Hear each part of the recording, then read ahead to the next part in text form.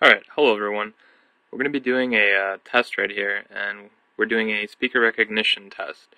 We have a training database of four people, and we're going to try to match two of the four people to the right individuals. Right here we have the eZdsp board.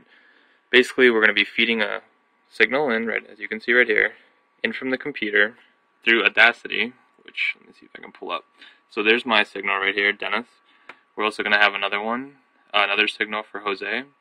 So basically what we're doing is we're taking the MFCCs of an input signal, comparing them to that of a training database, and then using nearest neighbor to find the closest distance from each MFCC. And then that way we're going to be trying to match the certain individuals.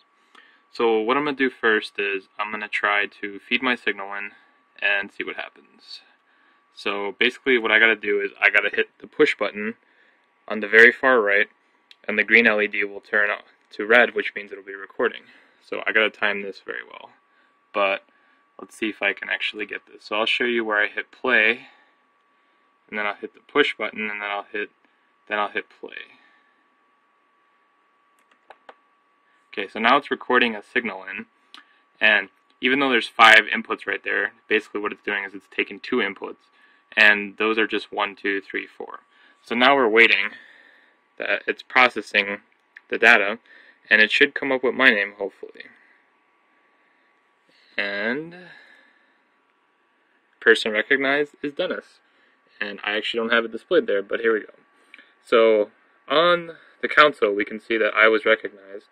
And the left side over there, the 4 numbers, are basically the closest distances to the person.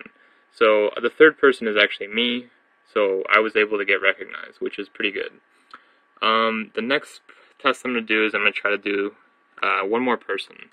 So this one's going to be a little more challenging because I don't have a complete file in, but I'm going to try to record, once again, a new person and hopefully see that it matches. Okay.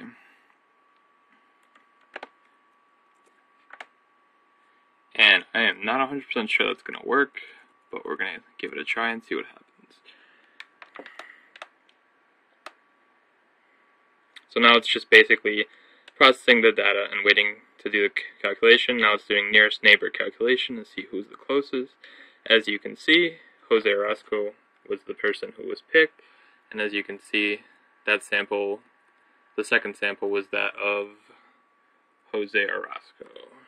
So you can see, basically what I did for him was I had a 2, him saying 2, him saying 6, and it matched his voice closest to what was that in the training data. As you can see, he's the 4th person on the bottom. Basically, he got the closest one, and I was second closest, so our voices match very similarly, which is why I thought the example would be good, to show that, it can distinguish people pretty well.